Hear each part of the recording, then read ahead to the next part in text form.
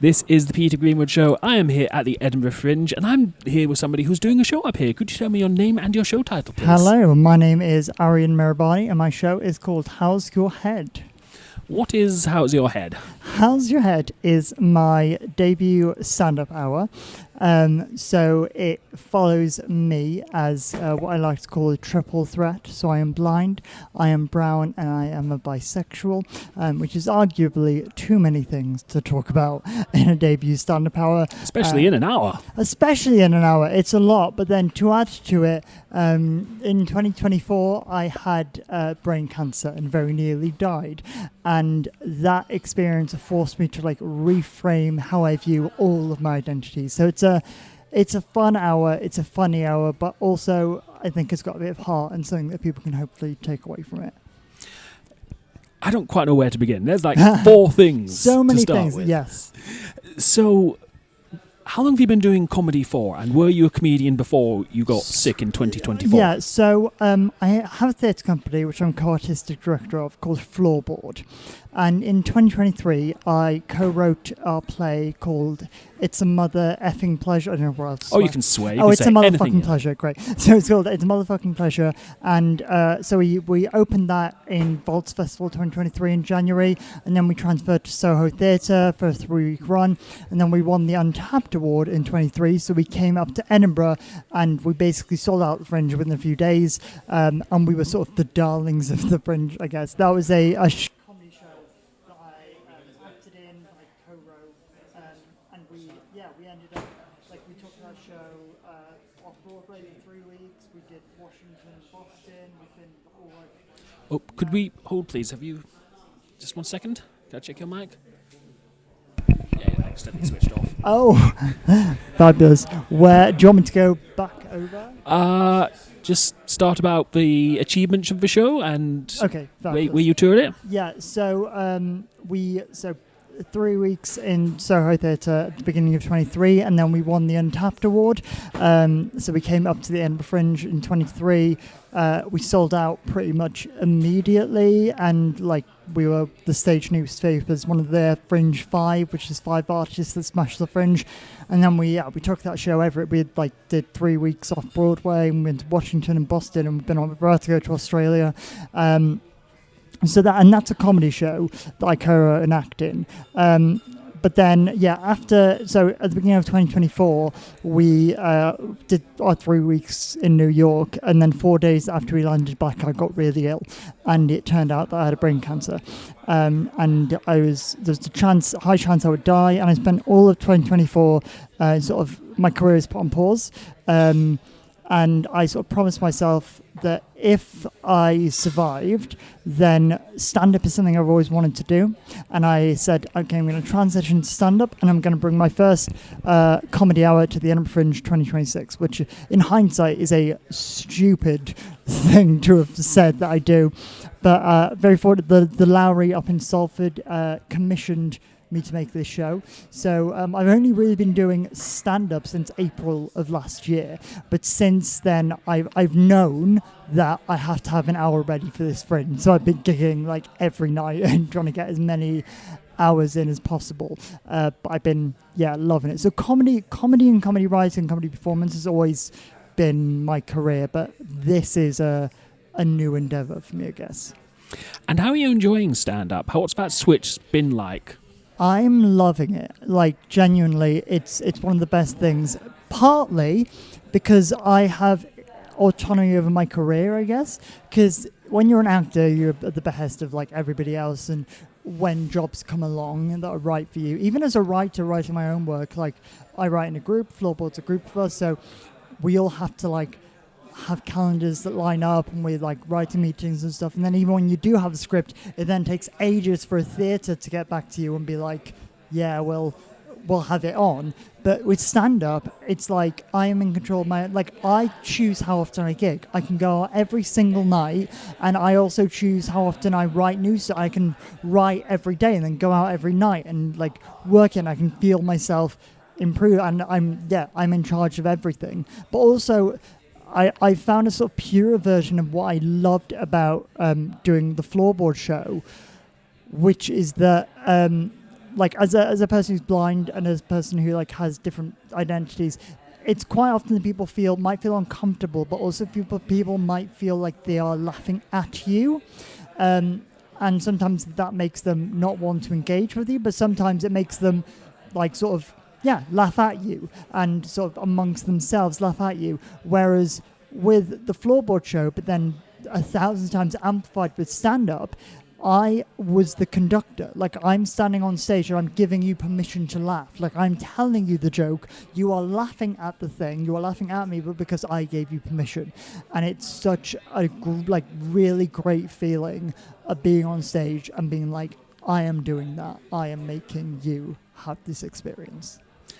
So how did you bring together all those identities to put into an hour, literally just an hour at the Fringe? What was that like? Well, I mean, to be honest, there's about 2.5 hours of show that we cut down, and there were more threads.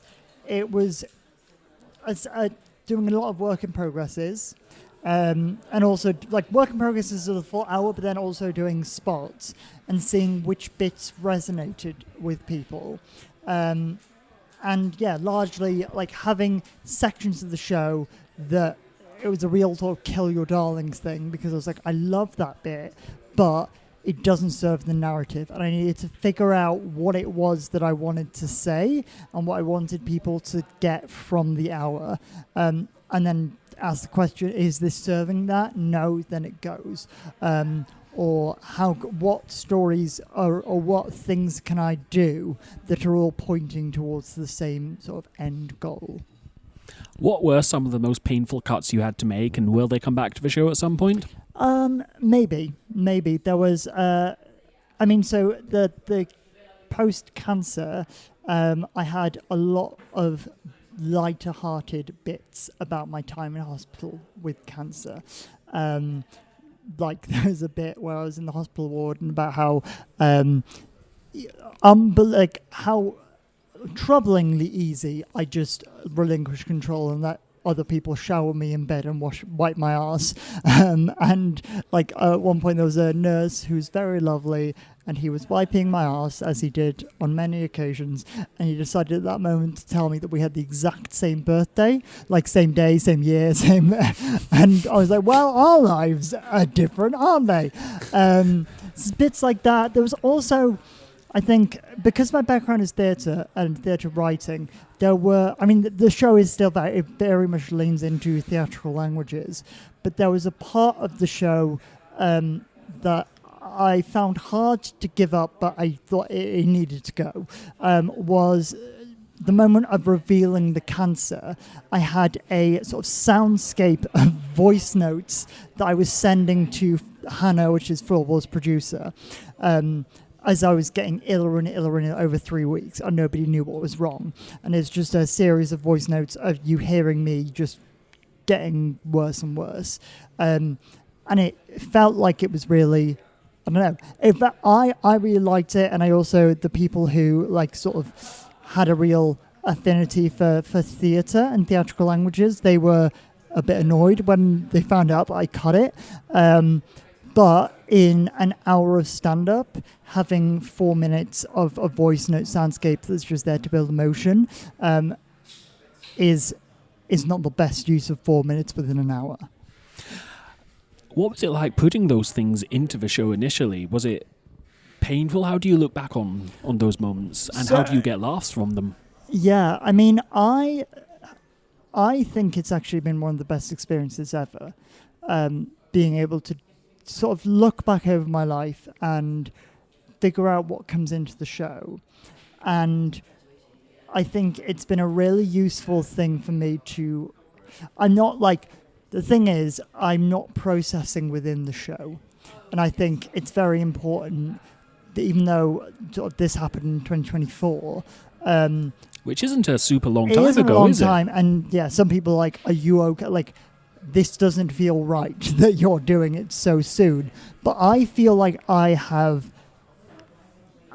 taken it in, and I have left it with the strongest desire after that time in hospital was to put these things into a show and to make a show, because that's that's the language that I know. That's the language that I understand. That's how I am able to sort of get around knotty questions. And yeah, it's allowed me to sort of understand them more deeply rather than having sort of trying to fumble my way through over a longer period of time, I guess. And forgive me if this is too personal, but Yes. was there also a point when you were laying in hospital and you said, I will take a show to the Edinburgh Fringe? Do you feel you kind of owe that to yourself because you did make it through and you are here at the Fringe? Yeah, I mean, it was, yeah, it's quite stupid now that I look back on it, but it's, so when I was first told that I had a brain tumour, I was told that there was a very high chance I would die within a day and a half. And I remember tearing myself apart in hospital because I realised that what I really wanted out of life is I wanted to be remembered, but be remembered as somebody who made for their work and someone who made good work. And I was lying in the bed just going over, like, it's a motherfucking pleasure and starting with floorboard and been like, well, that was a success. It was great. People enjoyed it. But is it enough? Like, I co-wrote that show and the other guys in the company, they'll make other work. They'll have careers. They'll be remembered and I'll be forgotten. And so I was like, well, I've always wanted to do stand-up. I wanted to make a stand-up show. And that was sort of the promise that I made myself in hospital of like, if I get through this, I want to take a show to Edinburgh, because even if it crashes and burns and nobody likes it, there might be one person across the month who enjoyed that hour that they spent with me, and I got to talk to them for an hour, and I maybe left some form of an impact on them for an hour. So then if I die, they'll still have that hour that we spent together. And that felt very important. And it felt like something that, to be honest, the moment I had that thought of that's what I want to do, it's sort of just been a straight line until here. And I'm now like, oh, I can't believe this is actually happening. I'm actually in Edinburgh and it's like the 21st or like, yeah, it feels crazy, but I've loved every minute of the process of making this. And what is next for the show after the Fringe? Where are you taking it? So my show, we don't know. We'll see what Fringe audiences say about it. But I am going. So Floorboard, our second show is called What's the Fucking Point, and we are taking that to Bristol Old Vic. We're opening it in August. Sorry, not August. It's August now. We're opening it in October. So literally, I finish the Fringe and then I have a week off. I'm actually in a writer's room for a week. And then we're going to rehearsals for Bristol. And then next year in spring, we'll announce where we are in September, but we're going to be opening at quite a big London theatre for like 3.5 weeks in the spring, which is really exciting. So yeah, that's and then we'll hopefully tour that show. Hopefully How's Your Head has a future life. But I'm just so excited now to actually get back to London and start gigging every night again, because I feel like I'm a 10 times stronger comedian than I was on the 31st or the 30th of July. I'm so excited for that. But then I'm also like, I last August I filmed a Channel 4 drama that's coming out at the end of this year. It's called Hunting Alice Bell. It's written by David Baddiel and has Simon Pegg in it. So that's going to be. It's really exciting looking ahead and seeing that there are loads of things going on, and some of them might flop and some of them might catch, and I'll just follow the things that catch. That's the nature of life. Some things work, some things doesn't. Exactly. If you don't, you try it later. Yeah. Where can people find out more about you online? About me, so I'm on Instagram and TikTok and stuff at Aarian M, which is spelled AARIAN.M. Or you can go to my website, which is aarianmehrabani.com. So that's AARIANMEHRABANI.com. Aarian, thank you so much for your time today. Thank you so much for talking to me. Aarian Mehrabani, How's Your Head, is playing at Bluebell at Underbelly, George Square, every day until the 31st. For more tickets, go to edfringe.com and search for How's Your Head. My name's Peter, I've been up to the Fringe, these are the people I met, and I'll see you next time.